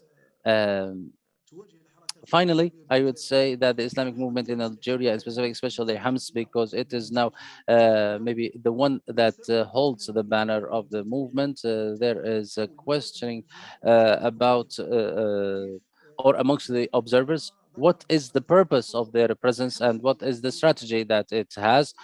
uh, the ideological change, or the ideological adversaries, or even the non-ideological adversaries, ask whether that the movement, the Islamic movement, has a completely different vision from the national movement, and if there is a change, they are in the procedural issues and not in core issues. For example, the shape of the state and the foreign relations or the legislative system. This puts a lot of burden on the movement in order to overcome this a problem, although there are a lot of positive points in the movement, especially that there has been a lot of rotation on the presidency of the party after the death of Al-Nahnah.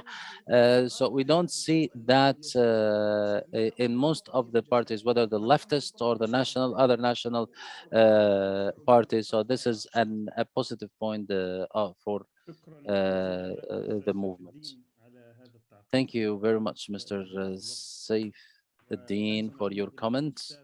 And now we will go back to Mr. Idris before we move to Mr. Abdel Hamid.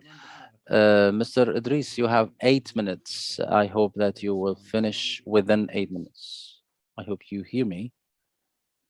دكتور إدريس تسمعني؟ تريد أن تكون على القناة العربية؟ Dr. Idris, you have to be on the Arabic channel to hear me, and so we can hear you as well. طيب تحتاج تذهب إلى القناة العربية وتنهي مداخلتك في 8 دقائق. أنا دخلت القناة العربية. طيب أنت Okay, الآن you have. Okay, you are on the Arabic channel. You have 8 minutes. Go ahead, please. We can't hear you. تفتح الكاميرا. نحاول نختصر قدر الإمكان لأنه مشكلة اختار التجربة الإسلامية المواجهة والصدام. Okay, I will try to be brief. Okay, I hope that you can open the camera. I open it, but it seems that my stream or my video is not coming through. Go ahead, please. We are losing time. تفضل سيدي. لا نسمعك الآن.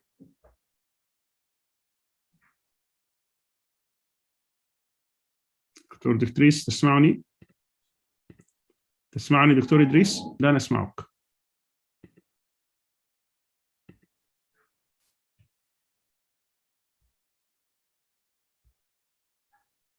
فقدناه مرة ثانية. طيب نذهب إلى الأستاذ عبد الحميد. We lost him again. Okay, now we move to the second commentator, Mr. Abdel Hamid.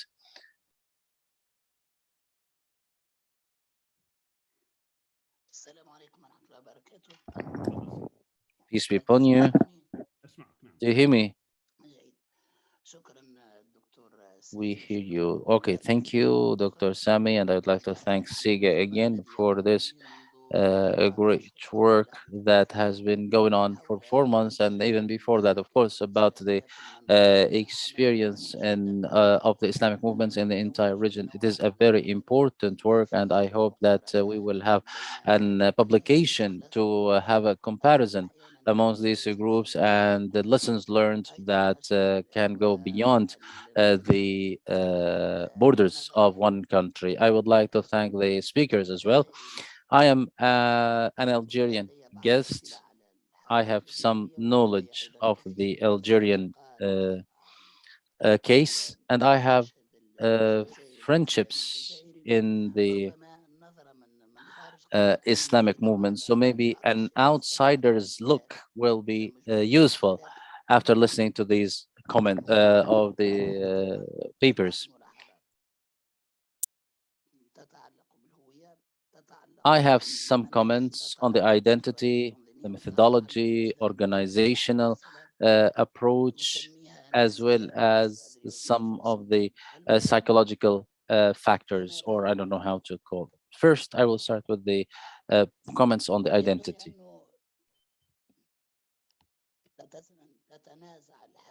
It seems that the Islamic experience is conflicting with the political and cultural historical identity. So far, after listening to the speakers, the entire context is linked with the Islam, terms of reference, identity, history, and the heritage. So all of these things that are related with the societal, cultural, and the revival points, all of which are important. But where are the points that are related to politics, authority, development, economics, and other issues? in the governance, in the experience in governance, the purpose of governance, and uh, it seems that all of that is still absent from our discourse, from our conscious, or at least if that's what we see. I don't want to to look down at the important issues that they focus on, especially in a country like Algeria after a colonization of so many years by a country like France. But I wanted to point out the uh, political issue with all of the meanings and the interests, and a way to uh, evaluate performance. This is the point about identity. The other point is about the methodology. In Algeria and other places, in our dictionary, we use a word a lot, which is participation, boycotting, opposition, confrontation, or coercion. These are levels, all of which are related to the methodology. However, the question that I want to ask, or the problem that might come to mind, that maybe there is no methodology that is good by itself, but whether it is good or not relies on why this methodology is pursued. At some point, maybe the participation is better, or opposition, or to leave and boycott is better. I believe that we may not find answers that can apply to all the situations. So the point is then, why would we participate? In Algeria, for example, I would like to ask, there are two issues. There is the nature of the authority. When we speak about Algeria, the horizon is democracy and freedom. The horizon, or the prospect, is to have the state owned by its people. We cannot present the matter away from the liberation of the Algerian state. Who are the forces that are shouldering this major national responsibility, whether whether foreign responsibility or domestic responsibility, including the military establishments. So sometimes participation through the experience and the other things, they are related to organization, and it has to do with the skills or the experience. But at the national level, it might mean nothing. Uh,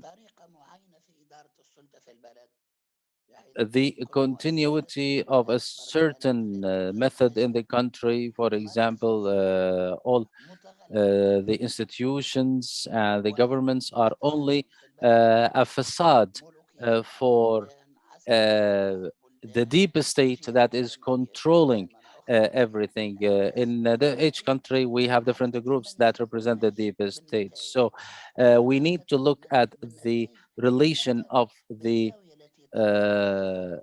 methodology with the results desired. And in my evaluation, I believe that the results has not, the movements has not moved into parties that participate in power. Maybe they have some political interest, but in their vocabulary and in their culture, they didn't become or they haven't become political parties yet. So this is something that need to be taken into consideration in their movement, in their activity, their relation with the Salvation Front and with other institutions. There are some issues. However, maybe because they were not in the scope of interest, in my own opinion, I believe that the Islamic movements or the Islamic experience should be brave or courageous enough to work on the identity, cultural, and religious issue, but also to work in professionally in the authority matters. The third point is the diversity. So in Algeria, whether we are speaking about the general Islamic landscape or within the organizations themselves, and in terms of managing the national alliances, I believe that there was a problem in that aspect, and maybe in other symposium we can talk about that more. The last point, I believe that, or it seems that what we learn from history is not an easy point. I know that there is a lot of pressure on Algerians or upon Algerians in the political uh, landscape and upon all of the Algeria after the 1990s. And sometimes there is a kind of hesitance and maybe that uh, the lack of participation because of trying to avoid confrontation. In order to get rid of that, we need to learn in order to have more initiative taking to achieve our interests or to fulfill our interests, uh, the purpose of which why we created the groups in the first place, to serve the entire Algerian people and the Algerian case. I would like to thank you all for this invitation and for the remarks of the speakers, and I hope that you can accept my words with patience. Thank you very much. We have still 8 minutes for Mr. Idris Rabouh. He is with us, so we will give him the remaining time if he can still speak, and then we will have 5 minutes for each speaker to comment, to have the final remarks, and then we will have a break and come back to the second session. Dr. Idris, if you hear us, please take the floor. السلام عليكم. أنا أسمعكم. Dr. Idris, yes, I can hear you. Okay, please speak before we lose you again. And don't open the camera, that's fine. أحاول أختصر Okay, I will try to be brief in my final remarks. So the course from 1992 until 2022, we are talking about a movement that managed to find its way, and it took its its election to participate, and it was to the side of other groups. So the HEMS was working in the political arena, and it ranked second in the declared results of all the legislative elections apart of from the elections of 2002.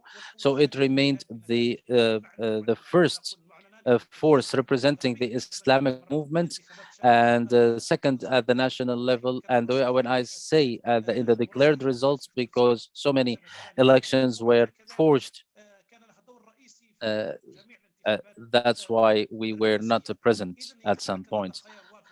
And so the movement has selected to participate. This is the option that was uh, observed in the performance of the activists of the HAMS members.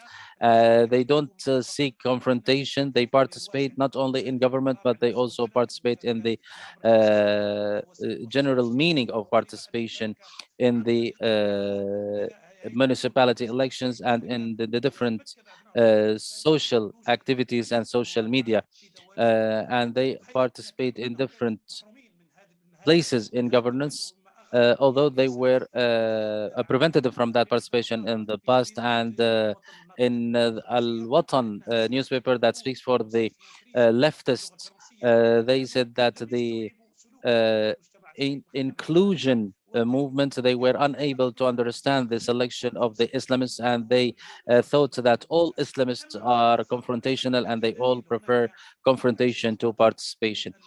Based on that, we had more than 20 ministers and the scores of heads of municipalities who were elected, and other ministers and representatives in the government. Most of them are uh, committed to the uh, principles of the movement. If we speak about corruption, the HEMS is the most participatory group and the least corrupt movements, and that can be seen in the hearing sessions that represent and the speak that brings representatives and ministers to hearing sessions, and it seems that it is the purest performance amongst others. However, the Hams movement, if we will make an examples, for example, there was one of the ministries that was built by Hams, and it became, we have put the principles, and it played a very important role, and we have made a lot of reforms in the Ministry of Works and other ministries. It doesn't mean that we have provided the quality reforms, but we maintained an experience, and we proved that this current can provide cadres that can run the country. We continue this experience, and we cannot judge it, although it has been working for some time, but there was some poses in this experience. And when we speak about HEMS work, although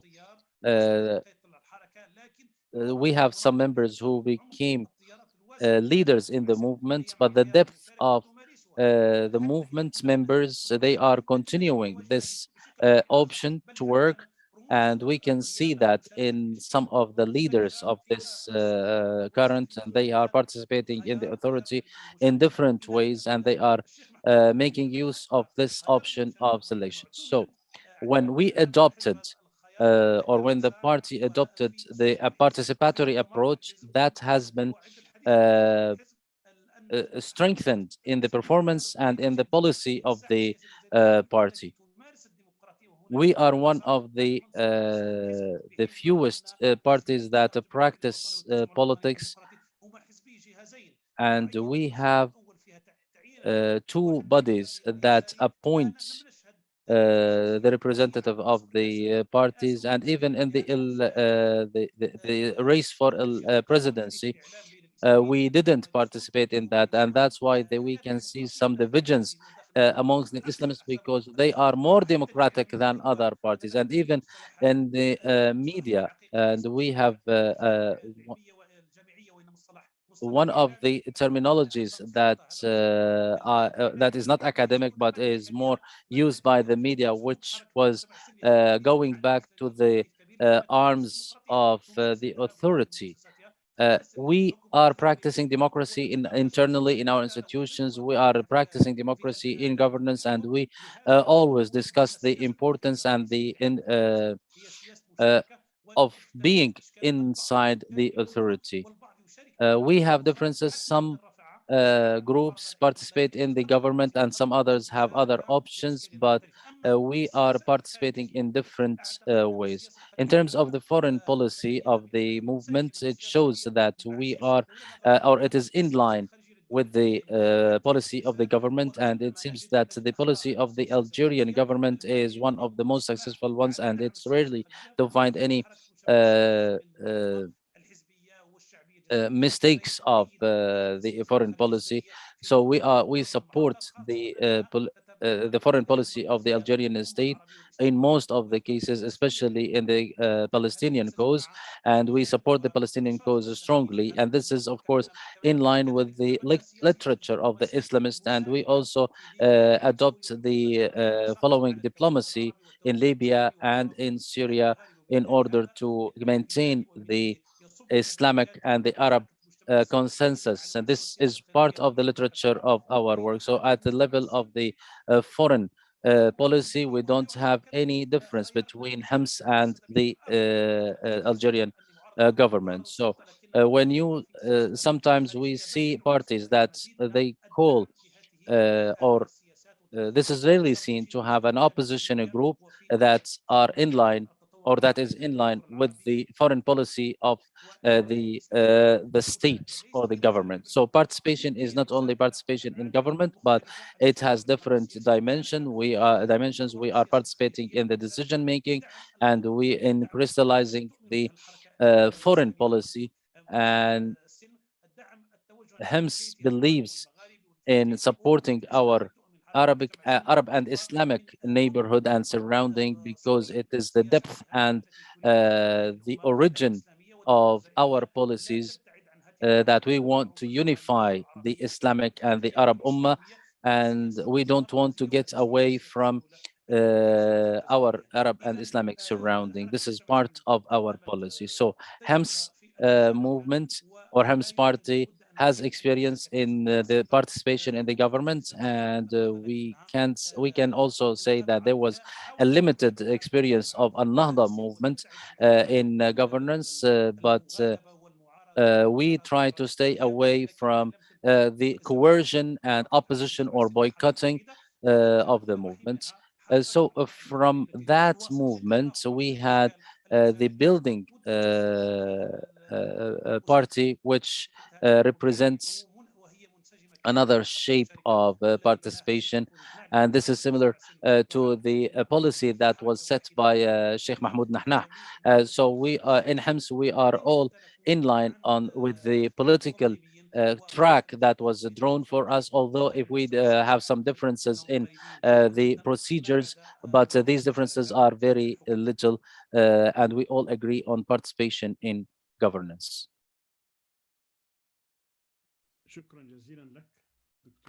Thank you so much, Dr. Idris.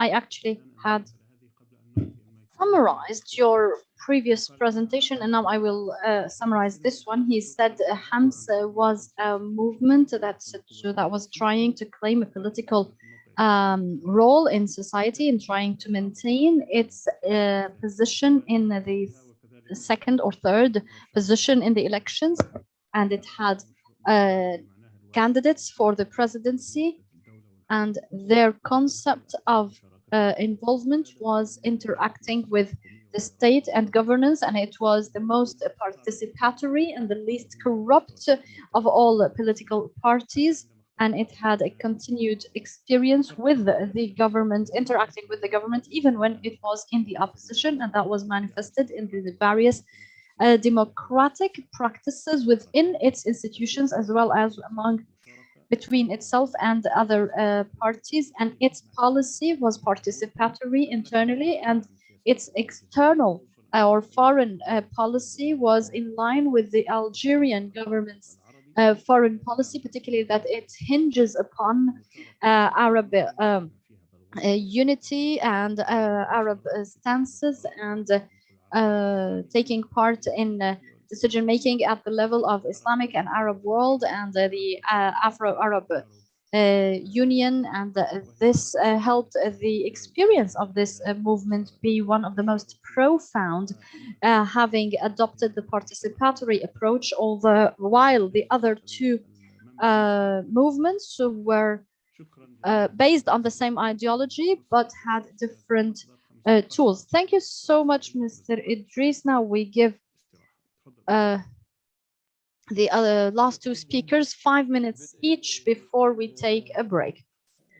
Thank you so much. First of all, I would like to thank our brothers and the commentators, and I have a few quick comments on what my colleagues have mentioned and on this session in general. We first of all need to recognize the nature of Arab states after independence, because they were not totally independent and they were fragile and can relapse to the ground zero or square one at any moment. So they could fragment, so they could be their army can be taken away, like what happened in Iraq, or their regime can be obliterated, like what happened in Libya, or may have part of it under direct colonization or occupation, like what happened in Syria. So the nature of the Arab state is not strong because there is a correlation between democracy and strong states. And this is something that Europe knows very well. When its states were weak, it was not able to set the model for democratic practice, but only when their states became strong. So this is the nature of the states that we are working within after independence. This is important to factor into our visions, our options, and our ideas. This is necessary it is necessary to understand this because our states are not well established, and this was very well noticed during the Arab Spring. The second issue is that there is a contradiction between the colonizing powers in terms of their political and ideological understanding, and this correlation between ideological and political conflict on the concept of the state, that until we need to obliterate that conflict, our conflicts or disagreements are always about identity, and we don't think of the state as equivalent to our nation, and that gave rise to much conflict. So we need a long-term attempt to understand and to reconcile the concept of the nation with the concept of the state in order to work on political action and social and economic development. Let's notice that the idea of the opposition is a Western idea because the democratic order is a Western idea, and it shows, and ultimately it means that opposition and the authority are one and the same. They are one of the they criticize in order to reach power in 5 or 4 years. But for us, opposition may keep screaming for decades and be fragmented or dissolved or imprisoned. So it is important to recognize the differences. So we have this idea of opposition, which is part of our culture since the Khawarij.